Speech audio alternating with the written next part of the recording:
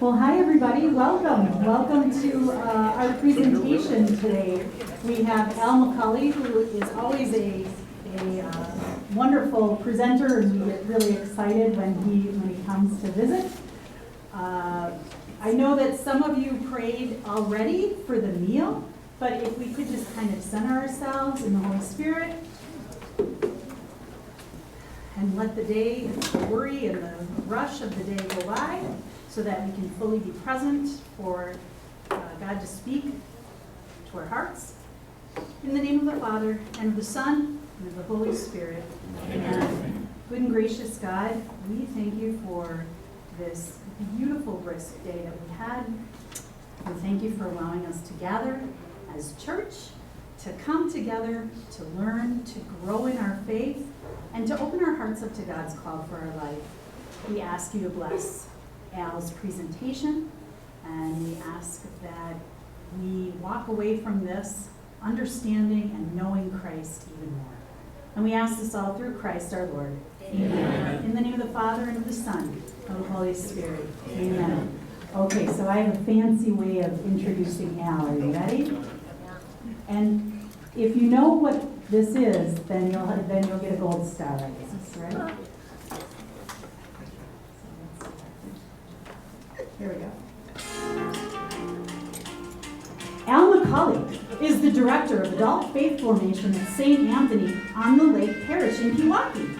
He taught theology and history at Highest, the 11th Catholic High School in Milwaukee for 24 years and was a religious studies adjunct for Cardinal Stritch University. Al is also the creator and host of the Catholic Weekly YouTube series Fish on Fridays, and he is a frequent speaker throughout the Archdiocese of Milwaukee, especially here in Seton. He earned his master's degree in religious studies from Cardinal Stritch University in 2009. Al is married, has 3 children, and 1 grandchild, and it is my ultimate pleasure to introduce Al McCauley. Get my own bumper walk-up music. I'm like one of the brewers or something, you know. In full disclosure, did anybody recognize the name of that song? It was Ode to Joy. It was a very jazzy version of Ode to Joy. Who wrote Ode to Joy? Ode to Joy, do you know? Beethoven, exactly. So I taught at Pius for 24 years, and one of my homeroom students for 4 years was a trumpet player. Now he's a professional professional musician. He's got his doctorate. He's gone all around the world. He's traveled with Paul Anka, with Harry Connick Jr. He's been on Broadway. He's played Carnegie Hall. He's done the national anthem at Miller Park and at Lambeau Field, each place more than once. So he's got CDs out from his band and stuff. Several years ago, 4 or 5 years ago, I started this web series called Fish on Fridays. It was right at the beginning of COVID, and it was a way to keep in touch with the adults that I serve at St. Anthony. And so I called him up. He lives in New York, and I said, hey, Augie, will you do me a favor? I've got this song. It's in the common domain, so I don't have to worry about copyright infringement, Ode to Joy. Can you just give me a few blasts of that on your trumpet so I can use it as like my bumper music for this web series I'm going to do? He said, well, let me look at it and work on it, and I'll get back to you in a week or so. Well, I get a text or an email about a week later, and he sends this file. It's a 45-second clip. He got his whole band together, and he did an arrangement of it. So he's got the drums, the whole thing. So I'm like, well, there you go. That's my theme music now. So if you ever do go and watch Fish on Fridays, I make no money off of it. It's just my way of evangelizing. It's over 4 years we've been doing this. I have not missed a Friday. Every Friday we drop a new episode, and we're knocking on the door of 250 episodes. So lives of saints, pieces of Catholic art that you can learn about, what is the symbolism there, certain teachings in the church. If it's something that you're interested in, you don't mind looking at this ugly mug a little bit, then, they're 5 to 10 minutes in length, so it's not like you have to spend a whole day watching them or anything. But Sue, thank you for doing that. It gives me a chance to start. My whole thing is a commercial. It's just a commercial. I haven't even started talking yet. It's just a commercial. That's all you get. I love being here. I love coming to Seton. I've been here many times now. Sue has invited me back. So you're either gluttons for punishment or hoping for time off purgatory. But either way, I'm glad you're here. Is anybody here tonight who was here yesterday?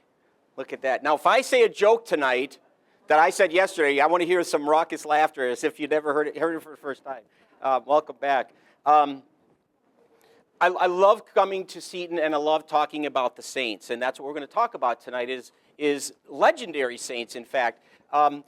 Saints are so particular to the Catholic faith. Would you agree with that? They're so much part of the culture of our faith, and I think a lot of times they're misunderstood, and I want to talk a little bit to that tonight. But before that, I've got to just get a pulse, a sense of where you're at with saints. And so I'm going to ask you some questions right off the bat. You ready? Yeah. Okay. Are saints dead or alive? I love it. Yes, they're dead. This was so mean of me to do this, but the first question right out of the bat was a trick question. Yes, they are dead. Physically, they are dead, but spiritually, they are alive. They are with our Lord in heaven, and they are where we want to be someday, right? And so when we think about saints, you have to be dead to be a canonized capital S saint. There's no such thing as a living saint, although my mom was as close to it as I could, lowercase s, exactly right. So they have to be physically dead, but spiritually alive. So that's good. First question, right off the bat. Easy, right? Next one. Do we worship or honor saints? Oh, very good. We do not. Catholics, do you ever get this from people who aren't Catholic? Why do you Catholics worship saints? Why do you worship Mary? And of course, the answer is, we don't, right? They're humans. In this case, saints are, like you and me, they're flawed humans. This took me a long time to realize this, believe it or not. When I'm young, I'm thinking, I'm never going to be like these people. They're all these pristine, perfect creatures, right? Some of the biggest sinners have become saints. So there's hope for all of us, right? So we don't worship Mary, we don't worship the saints, we only worship God, but we do honor them as heroes, as virtuous heroes in our faith, and someone that we want to emulate. Something I want to say about that too, don't ever feel like you have to be, well, I have to be like Mother Teresa, or I have to be like Padre Pio. No, we've had them already.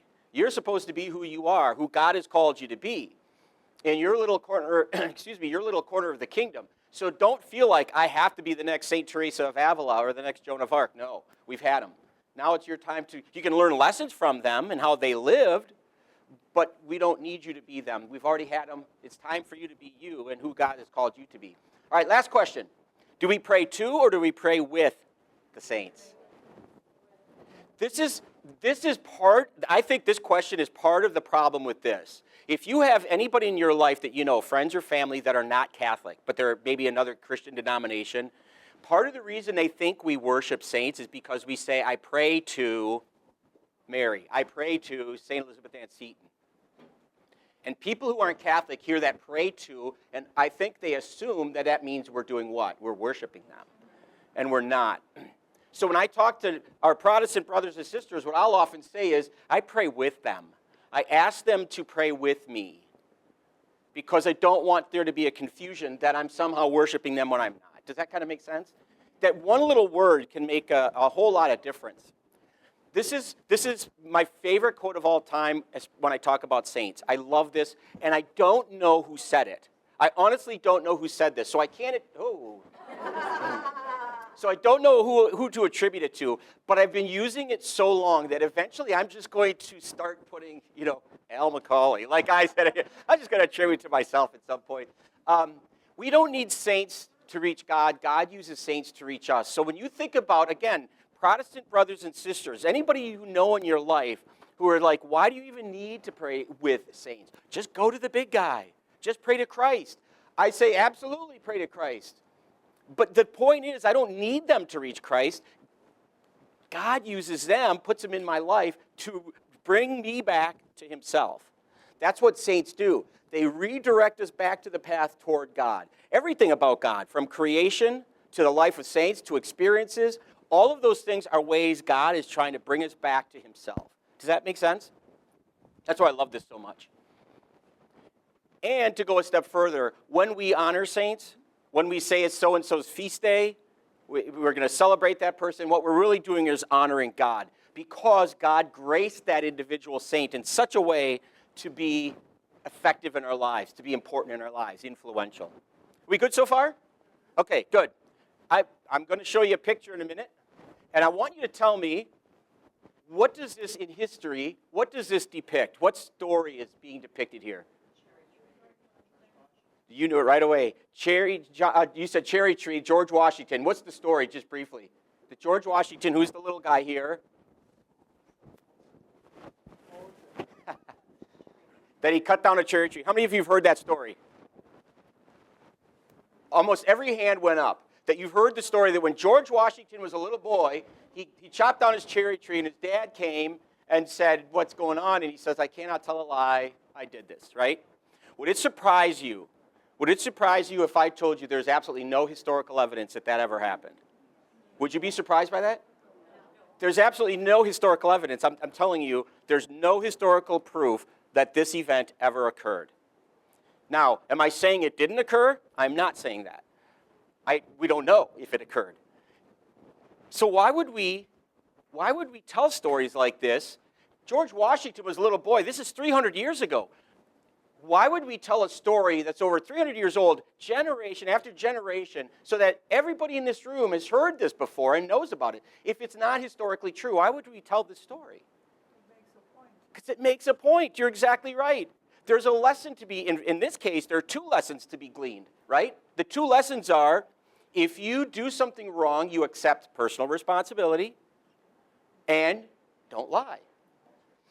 And in those two lessons, it makes the story true in that regard, that there's a moral truth to it. Does that make sense? So I don't think at some point we just kind of got over the idea of did this happen historically or not. But we are happy to tell the story because of the truths that it leads us to. That's okay. I thought this was your flash drive. Do you Nope. still have that flash drive? Yeah, is it not working? It keeps flashing and it's gone off a couple times. So I do. Let me. We'll switch. Well, I'd have to see. It's like buried into different files and stuff. So I'd have to like hunt. Ooh. Well, up to you. Yeah, I'll just leave it here. Are we okay if it goes out? It'll come back in. Yeah, we'll be fine. Thank you, Tom. I appreciate it. The story that we just talked about, the George Washington story, is something we call apocryphal. And that word, apocryphal, means we don't know if it existed in history, if it actually happened. But we do know there's a lesson to be gleaned for it. So there's lack of evidence to it, okay? Again, I don't think we should shy away from that kind of thing. I think it's important to understand that when something's apocryphal, don't automatically assume it means nothing then. It's not important, okay? In 2014, there was a movie made as a animated movie called Peabody and Mr. Sherman. I don't know if you're familiar with those characters from back in the day. I love this movie because it's got two of the best things that make cinema great: historical references and dumb jokes.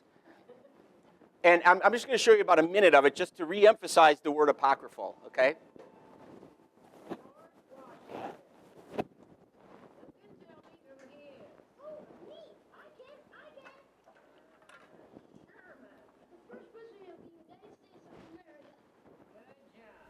And when President Washington was a little boy, what kind of tree did he cut down? Oh, me! Penny. A cherry tree. Apocryphal? What kind of tree is that? It's not a tree, it's a word, apocryphal. It means that story's not true. Really?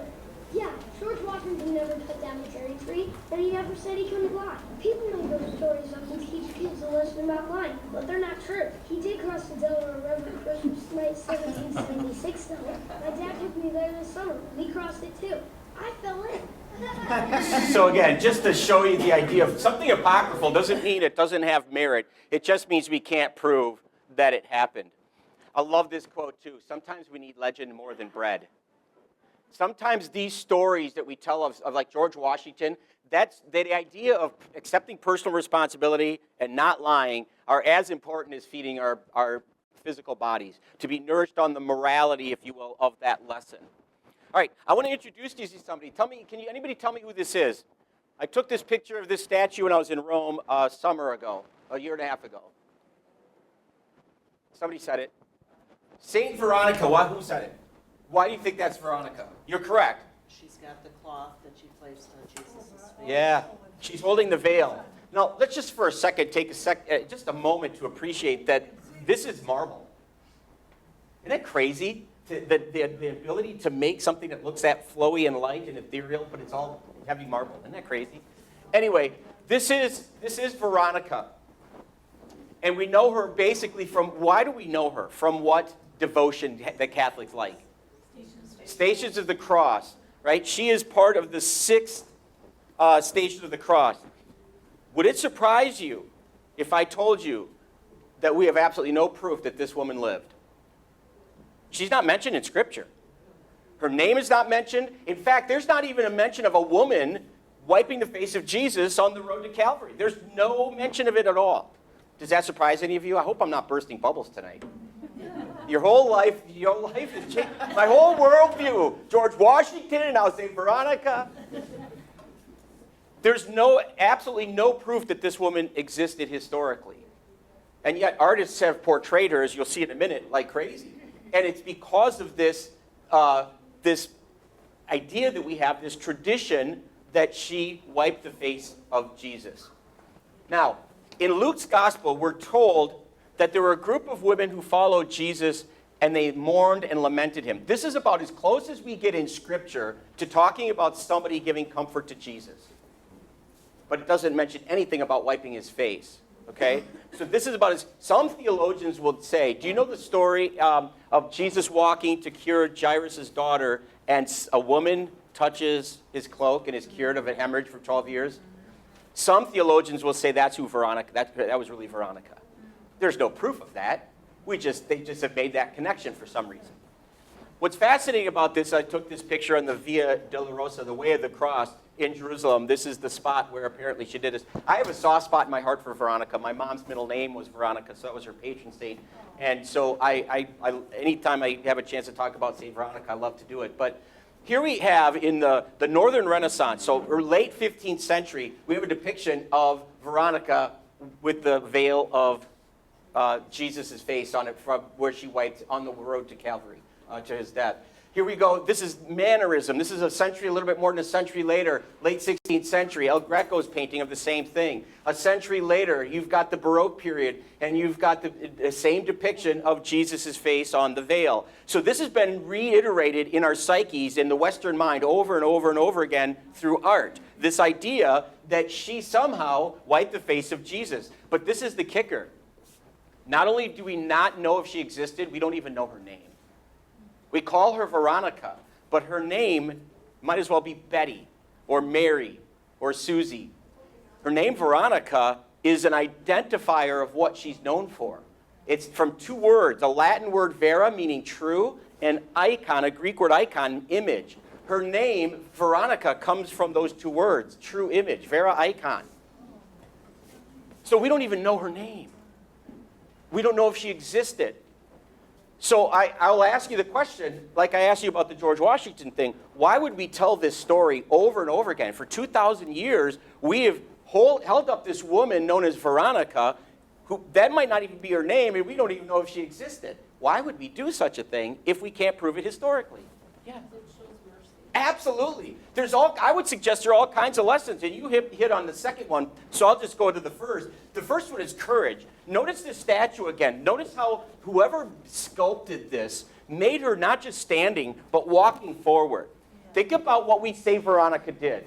She walked into harm's way, through soldiers, through the crowd, to get to this criminal who was going to be killed. Can you imagine the courage it would take for a woman in the 1st century to defy the authorities by going out to do this? She could have been killed on the spot, and nobody would have batted an eyelash. Great courage, and why, as you said, because she wanted to show empathy or mercy to somebody, compassion to somebody who was suffering. And the third lesson, I would say, is anonymity.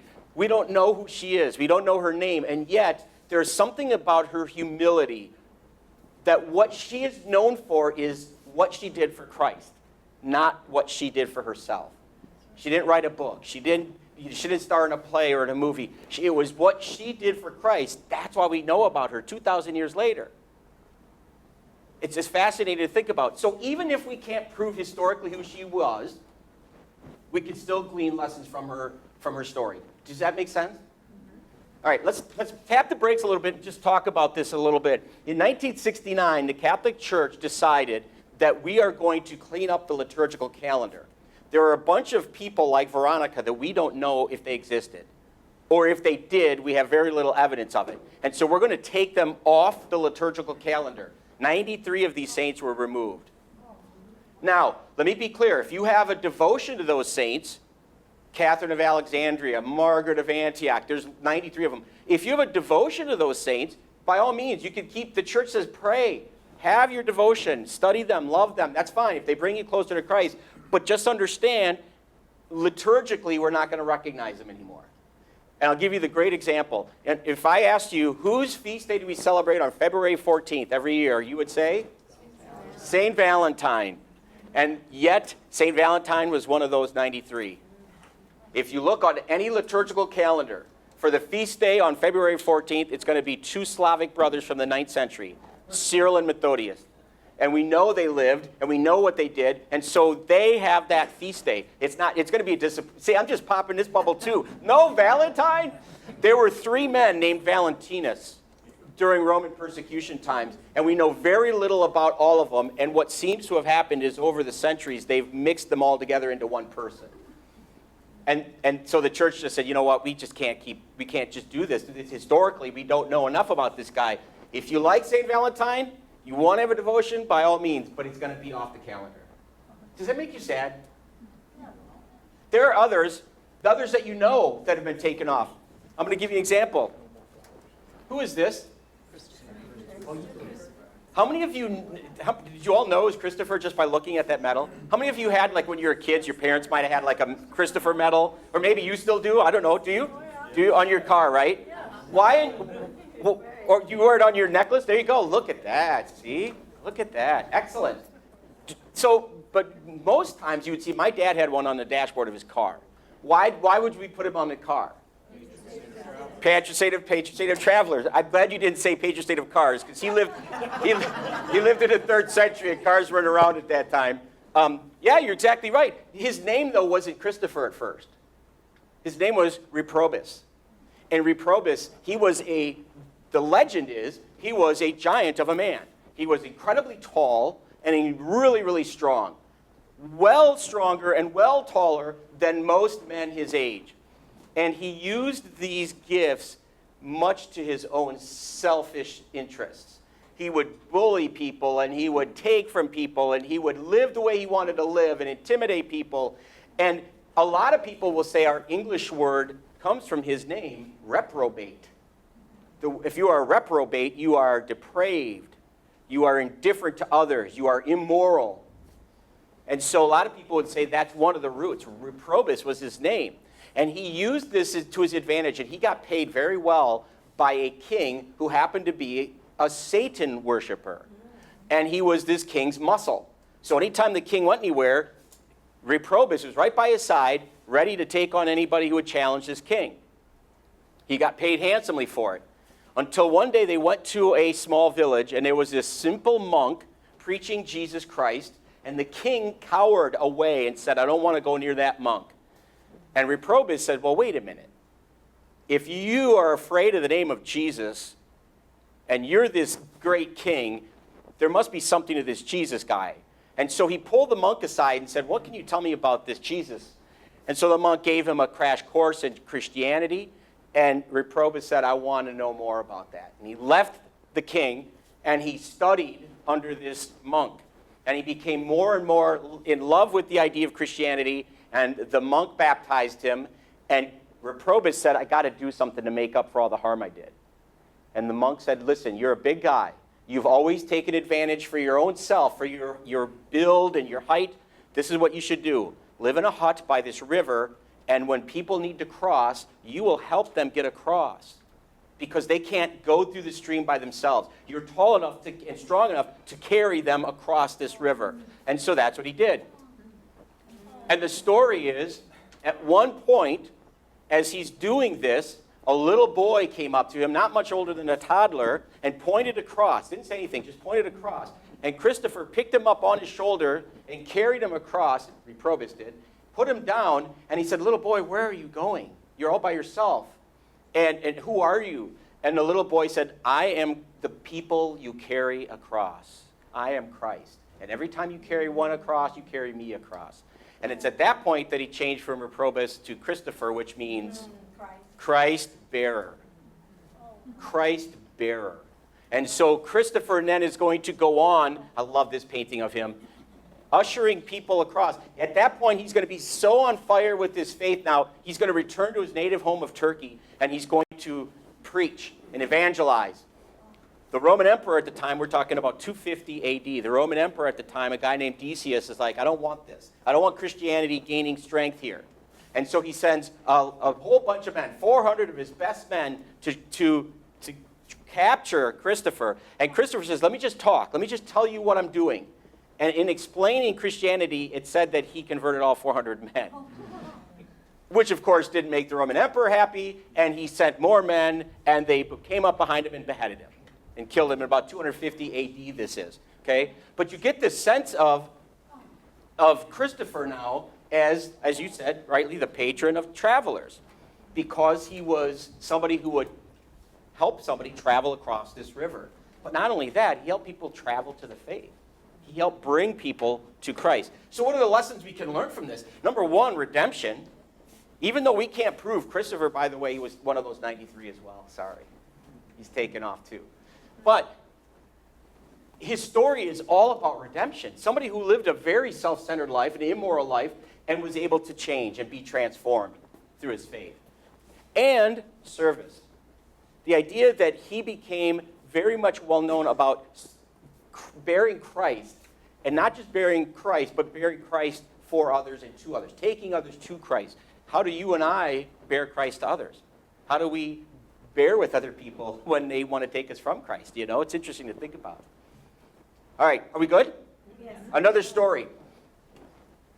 3rd, 4th, 5th century, early Christians are starting this practice of monasticism, this movement away from the world to pursue prayer and holiness. When do we do this as Catholics? What season do we typically do this? Well, we do Lent.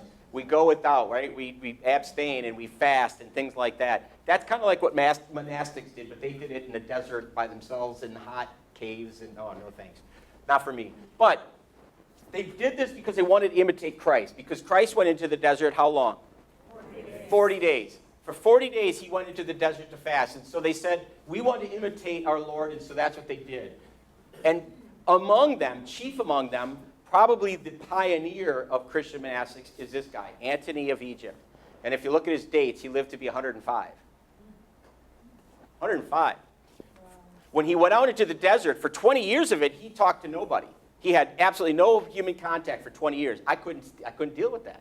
I'd start talking to myself. But Antony was this guy who struggled when he was out in the desert. He struggled mightily with demons. Now, we know about Antony because we have this account that was written after his lifetime by another saint, Athanasius. And he wrote these accounts about how Antony was attacked by demons. Oh, I love this. I'll just let you read it. Just a little comic relief.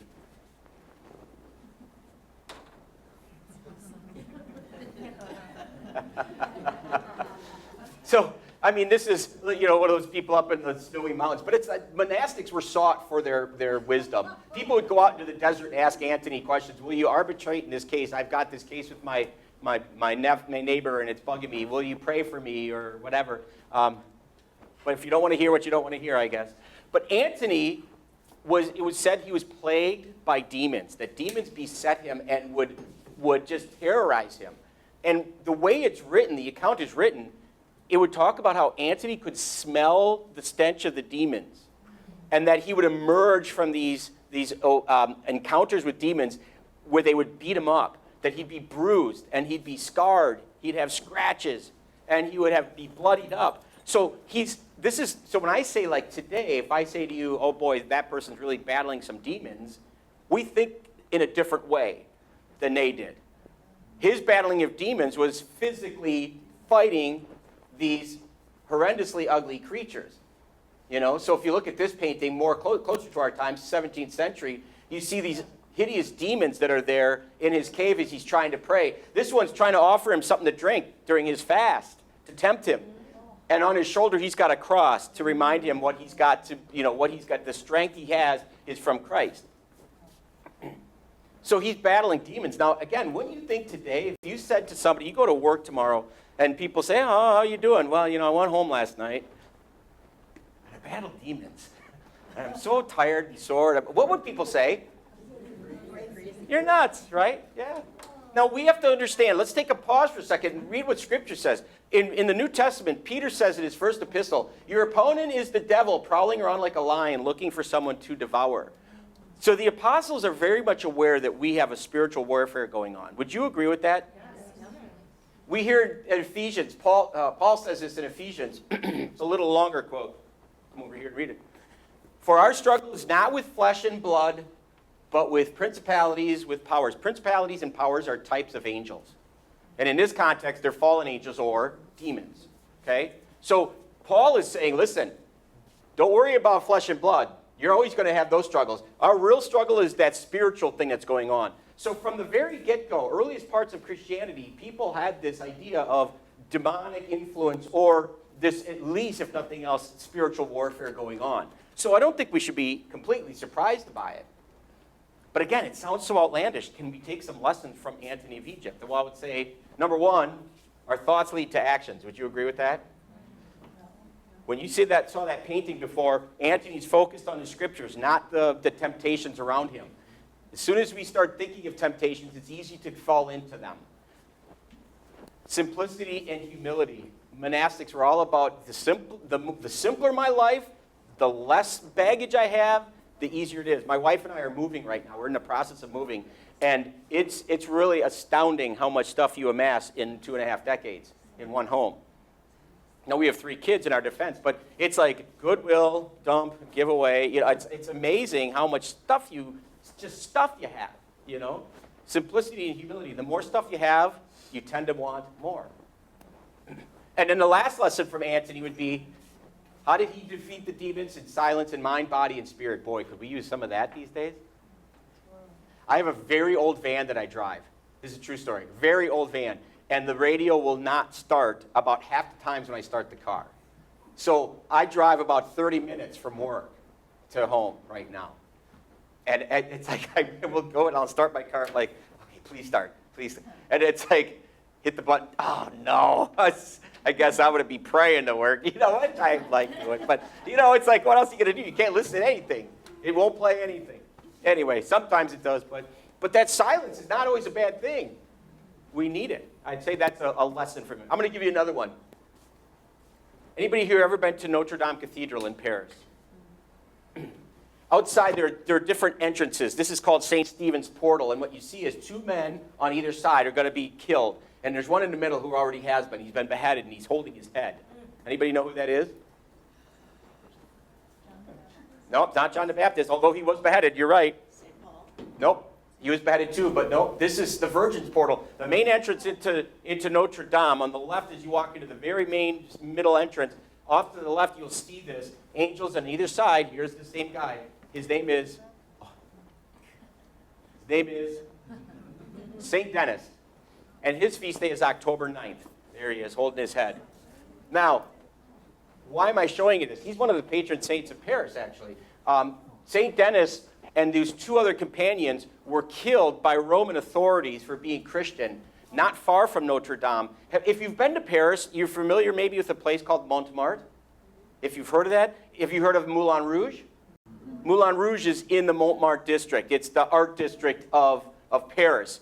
There's a famous basilica there called Sacré-Cœur, the Sacred Heart that's there. Montmartre means the mountain of martyrs.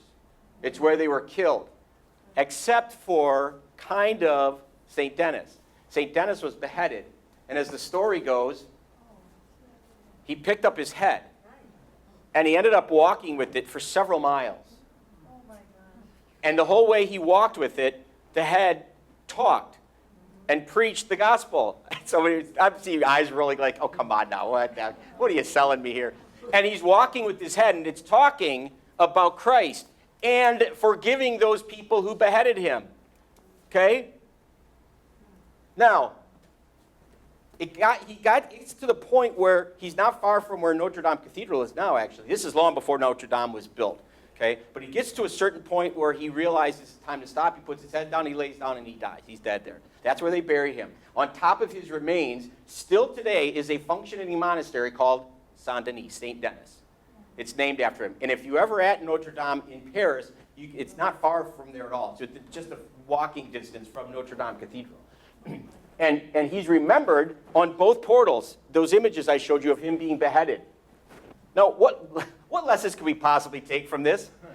I mean, don't want to lose your head over the story, but it's fortitude. I mean, if you're able to pick up your head and walk with it for several miles, you probably have some fortitude, right? You're able to see through what you wanted to see through. And forgiveness, the idea that he kept forgiving the people who did this to him. I don't know if I'd be able to forgive someone who wanted to behead me, Now, I'm going to stop and pause for a second. I'm going to ask you to do something, okay? So far, we've discussed this legendary giant named Christopher. We've talked about this monk who gets beat up by demons. And we've talked about a walking, talking, headless bishop. That's a lot to take in. So what I'd like you to do at your tables, sitting next to somebody, if you don't know somebody, introduce yourself. I would love you to entertain this question. What do you make of all this? You are in this room right now somewhere on a spectrum between, this is absolute garbage, I don't believe anything this guy's talking to me about, to 100% all in, oh my gosh, I love all three of these people, I want to know more, and somewhere in between. All of you are somewhere on that spectrum. And this is part of our Catholic tradition and history, so it's important to have these conversations. So what I'd like you to do is just take a minute or two at your tables, where are you? What do you make of all this? I'm not looking for an answer, I just want you to be honest. Where do you feel about this? Do you understand my question? What I'm asking you to do? So just do that for a minute or two, and then I'll call you back.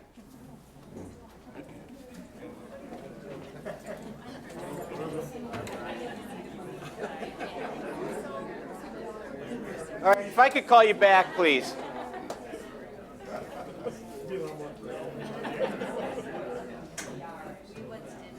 I said this yesterday morning. I was here and talking to other group of folks, and I said this yesterday. It kind of struck me spontaneously yesterday, but it's absolutely true again tonight. Part of me just doesn't even want to talk anymore. I just want to keep letting you talk, have these conversations. This is my soapbox moment. What you just did right now is church. What you're doing here right now is church, capital C church. Everything that we do up there is church, to be sure. But that feeds what we do here and what you do in your homes and what you do when you go to work and everything else. This is every bit as much church. And this undergirds or supports that every bit as much as that supports what you are doing here. So the conversations you're having right now, this is Eucharist. You are living out what you're supposed to do. You're asking about your faith. You're talking about your faith. You're learning about your faith so that you can be better equipped to go out and live your faith. That is church.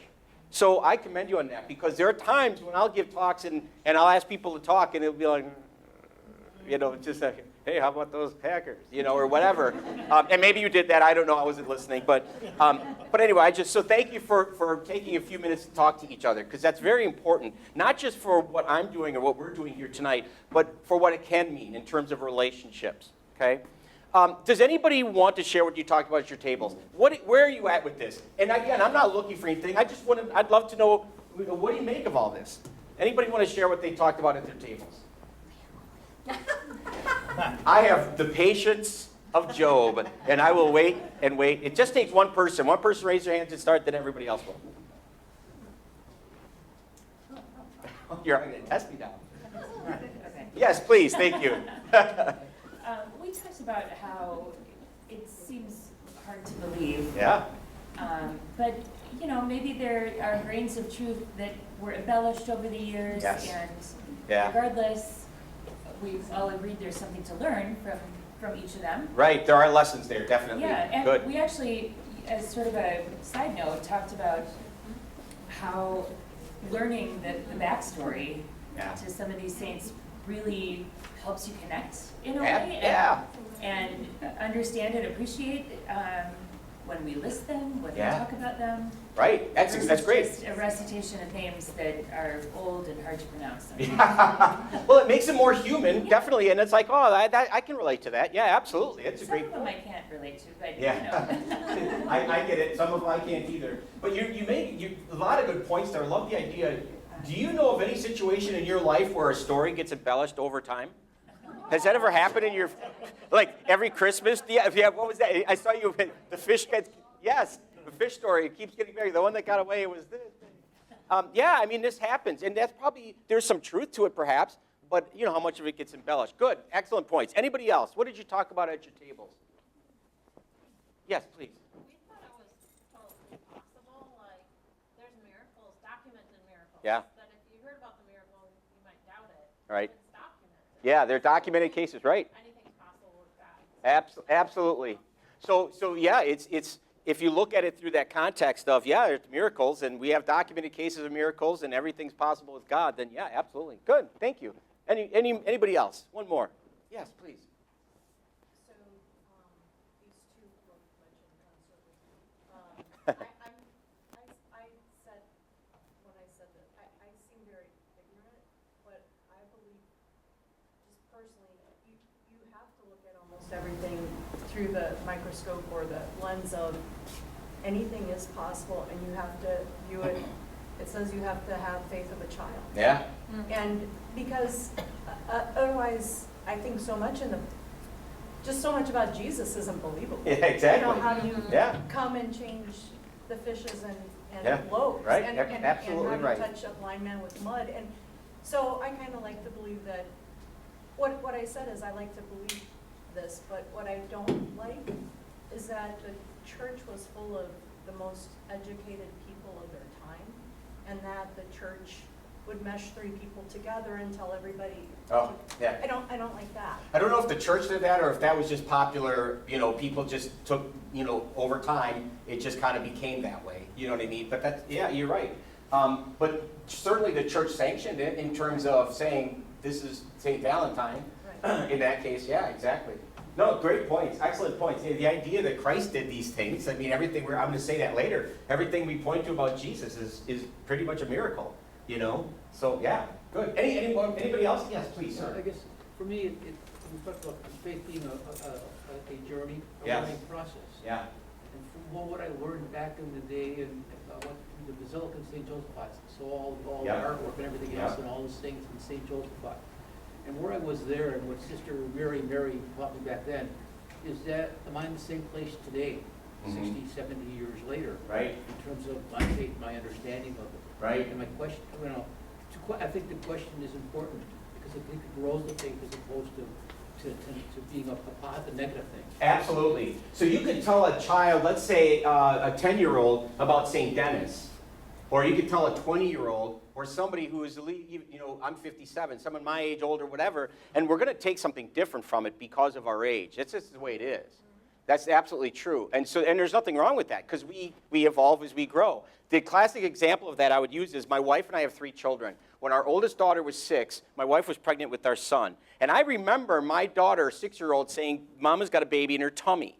Now, you and I know that's not the case. That if the baby was in Mama's tummy, it'd be dissolved by gastric acid, right? But you don't tell a 6-year-old about uterus and all that, correct? Now, when my daughter is 16, does she have a different understanding of what baby and tummy means? She was pregnant and had her first child at 26. Does she have a different view of it then? Absolutely. Will she have a different view of it when she's a grandmother? Absolutely. The point is we evolve, and you're exactly right, sir. The way we understand these stories, they're told to us in a certain way so that we can understand it for where we are. But you and I in this room can take these lessons and apply more of it to it. Not just did he really have his head cut off, as opposed to, boy, fortitude, forgiveness. Those are really impactful. You know what I mean? We can hang our hat on that. Does that make sense? Thank you very much for sharing. That's great. All of this is good stuff. I want to ask you, if somebody mentioned Scripture. If you look at, I think you did, Luke said this, what's impossible for humans is possible for God. So we can't lose sight of the fact that a lot of these saints that we're talking about, these things that happened to them, could be possible. I'll go even closer or deeper dive into that. Jesus tells his disciples, he says, whoever believes in me will do the works that I do. Like you said, changing water into wine, multiplying loaves, curing the blind, okay? I'm going to be able to do all those things. You'll be able to do the works that I do, and even greater ones, because I'll be in heaven with my Father, making it happen through you. That's really an important line to remember when we talk about the last saint I want to introduce you to do. But before that, I want to put this saint in a pop culture context and ask you if you could tell me who this is. It's Sally Field. What's the show? The Flying Nun. Is there anybody in this room that does not remember The Flying Nun? To be proud. Oh, yeah. You're clearly young. You're clearly young. You're going to walk out of here saying, yeah, I'm young. I feel good about myself. Sally Field played, yes, The Flying Nun. It was a TV show from 1967 to 1970. I did this yesterday. I looked this up because I have no life. I wanted to research this. This was a very popular show for a while. In fact, the only shows more popular in the United States at the time that The Flying Nun aired were, you ready? Bewitched, I Dream of Jeannie, My Favorite Martian. Now, it's interesting because you think about what's happening from 1967 to 70 in our country, Vietnam War, civil rights, there's a lot of unrest. It's like all these TV shows were escapists, you know? It's like I Dream of Jeannie, My Favorite Martian, all that kind of stuff. And, of course, we have The Flying Nun. You get a gold star if you tell me what her name was in the show, Sally Field. Sister...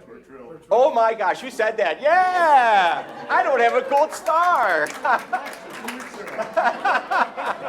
Sister Bertrill. And it's not like it's Sister Mary or Sister, you know, it's not an easy name. Sister Bertrill. So the concept is that they're in a monastery or a convent in Puerto Rico. And they help disadvantaged people, and there's like the antics and hijinks of this little waifish young nun named Sister Bertrill, who wears this wimple. That was normal habit. And when a gust of wind would come off, they would pick her up. You don't believe me? I have the opening credits of the TV show. There she is.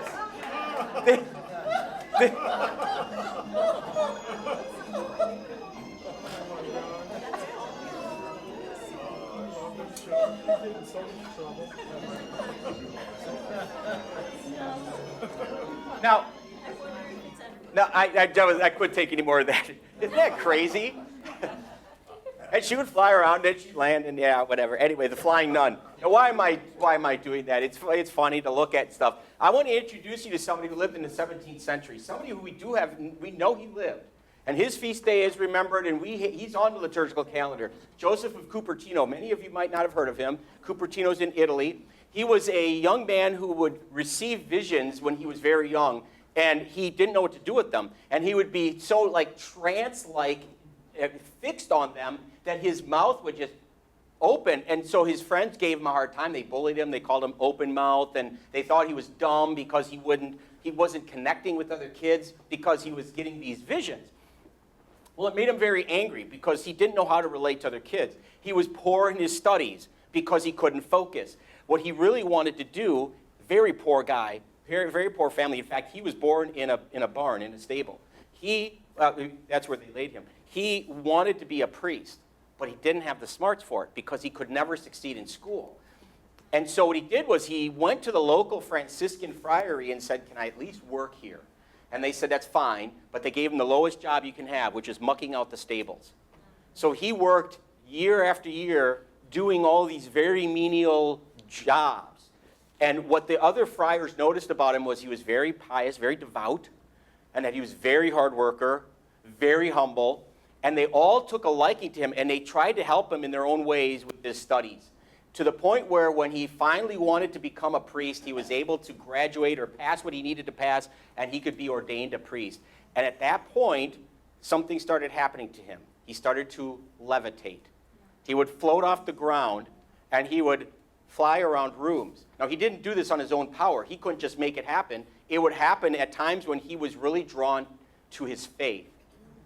Now, why did I start with the Flying Nun? I figured if we could have a Flying Nun, we could probably have an air fryer. I don't know. I just thought, you know, Just a sad, yeah, thank you. Thumbs down, yes.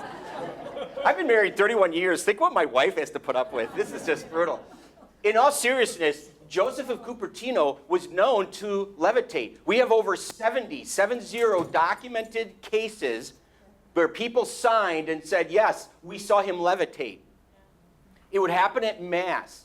And he would levitate for 15 minutes, sometimes up to an hour, and he would float toward the altar where the sacrifice of the Mass was happening. And he couldn't control, it's not like he could say, coming down here, watch. It just would happen. Again, this was all God's grace working through him. And it's interesting because he was this humble guy who never wanted notoriety, but there were people who were very jealous. He had some priest friends who turned him into the Inquisition. 17th century, that was still around. And so they turned him in, and so he was taken to the Inquisition, and they were going to ask him questions. But as a good Inquisition is, they have to start with Mass. And what happens at Mass? He levitates. And so the Inquisitors said, take him home. We're not going to mess with this. Don't know what it is, but we're not going to mess with it. So he was kind of off the hook, if you will, but he continued to levitate. Now, what they would do is they would, like Padre Pio, they kind of ostracized him. The Franciscan order that he belonged to said, you're not going to go celebrating Mass with other people because we don't want you to be doing this floating thing. So they gave him other tasks outside of the monastery that would take him away from Mass and religious things that would be where he'd be prone to float. And so the superior general of the Franciscan order said, I want you to go with me to Rome. We have to go on a diplomatic journey to Rome. And so they go to Rome, and they have an audience with the Pope, Pope Urban VIII. And he's so taken with the idea that he gets this honor to meet the Pope that he levitated. And Pope Urban VIII said to the superior general of the Franciscan order, if I'm alive after this guy dies, I will testify at his canonization trial. This man is of God. Now, Pope Urban VIII is going to die before Joseph does. So he's not going to be able to testify. But we do have his testimonial and paper. That the Pope himself saw this guy levitate. Okay? He was known as the reluctant saint because he did not want this to happen. But he couldn't control it, and so it is what it is. So, what lessons can we possibly take from this air fryer? Instead of listening lessons, I'll just give you scripture. When Jesus says this, you all know this quote. Come to me, all you who labor and are burdened, and I will give you rest. Take my yoke on you. I am meek and humble of heart, you will find rest. My yoke is easy, my burden is light. I wonder if Joseph was so humble and so willing to see God in his life that he actually levitated. And you're going to laugh maybe when I say this, but I wonder if we all could do that in a serious way, in a consistent way, would we all start to levitate? It's interesting to think about. And again, we don't have to be Joseph of Cupertino. We've had one. And you don't have to levitate to prove anything to anybody, but are you humble in your faith enough to say, I will take on the burden of Christ, which is light and easy. So all of this being said, I want to just finish up with three, I think, overarching points about lessons, if you will, from these legendary saints. And these are all listed in the booklet that you have, by the way. You can write this down, but you don't have to. The first one is this. I think it's important to avoid reductionism. When we say a miracle happened and I can't prove it, or I can't somehow understand it scientifically, then it might not be true. When we reduce miracles to just a human understanding, we deny the divine input into our lives. Reductionism is one of the chief problems in our faith today, I believe. That we're not willing to see beyond our own scope of things, our own physical reality and what we can prove or see, because everybody has one of these. And if I said to you this morning I had a vision of Mary, most people would probably say, did you get it on film? Wouldn't you? Did you take a selfie with Our Lady or something? Did somebody else see you? Can you prove it? That's reductionism, and we need to avoid that. We need to be open to the fact that our faith is not easy to understand, but we need to seek to understand. Isn't it easier to be cynical and skeptical? It's so much easier to poo-poo things than it is to say, I'm going to put myself out there and say, I'm going to believe this. My faith tells me it's important for me to believe this. I want to seek to understand. And then lastly, we need to embrace mystery. And you said this very well. Think about the life of Christ. Virgin birth, miracle. Resurrection from the dead and ascension into heaven, miracle. Everything in between, miracle. Walking on water, water into wine, multiplying loaves, raising the dead, And Jesus said, you're going to do those things and even more. So we should expect these things. We should embrace that mystery. One of the things I do at my job is I work with adults who want to come into the Catholic faith, RCIA process. And the first lesson we do, when we talk, the first conversation, it's not a lesson, the first conversation we have is, are you okay with mystery? Because you have to be able to say some things can't be proven except by faith. And if you can't do that, no harm, no foul. But what do we say in the creed? Fourth line of the creed. He made everything that is visible and invisible. What is invisible? Things you can't prove, right? Time, prayer, love, justice, beauty, all those are invisible. You can't hold them. The Eucharist is body, blood, soul, and divinity. At some point, we need to embrace mystery because of all of the proof that we do have, especially in the life of Jesus. I hope all that makes sense. With that, I'm going to say thank you for having me. Do you have any questions or comments about anything I've said? I know I kind of went fast there, but any comments about any of this? You know what'll happen? Someone's going to come up after everyone leaves and says, this is what I want to ask you. And I'm like, why didn't you say it? We could have talked about everybody. No. Is there a distinctive number of how many saints we have after the 93? Total? You mean total number of saints? Nobody knows. No pope? Nobody knows. There's thousands of saints. One of the reasons we have All Saints Day is to commemorate all those people who have died that we can't possibly know. Right? Even canonized saints, because the rules for canonization has changed so much. It used to be a different way that we would say someone was capital S saint than it is now. Far different 1,000 years ago than today. Now you have the miracles and all that kind of stuff. Back then it was just kind of like, we liked you. You seem like a saintly guy, and we're going to call it, if I indulge you for 30 seconds, if you're a country or a small village, and one of you, what's your name, sir? Joe. Joe dies, everybody in this village is going to say Joe was such a great guy. He was like St. Joe, and everyone calls him St. Joe. You people don't know him because in medieval times, people didn't travel that much. But on the odd occasion that one of you might travel for business or something, you'd hear these people talking about St. Joe. And there might even be a chapel, and you're like, who's this Joe guy? And they would tell them about him, and then you'd go back and say, hey, this Joe, and that's how saints were. It was literally by popular opinion. And then the church said, well, wait a minute, you could be just saying your grandma's the saint, and she might not, we don't know anything about this person. They've got to be vetted.